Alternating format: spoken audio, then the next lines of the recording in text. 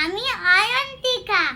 আজ আমি আপনাদের রবীন্দ্রনাথ ঠাকুরের কবিতা প্রশ্ন আবৃত্তি করে শোনাচ্ছি।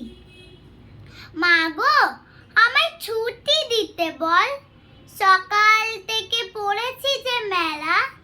এখন আমি তোমার ঘরে বসে করব শুধু পড়া পড়া খেলা।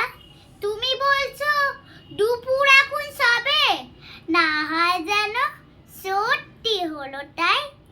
একদিনও কি দুপুর বেলা হলে বিকাল হলো মনে করতে নাই?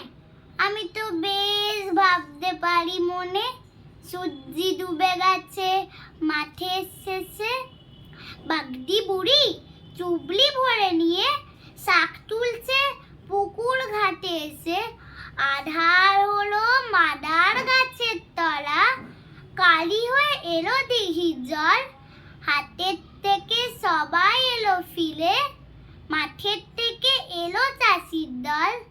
মনে কর না উঠলো সাজের তারা, মনে কর না সন্ধে হলো যেন লাটের বেলা।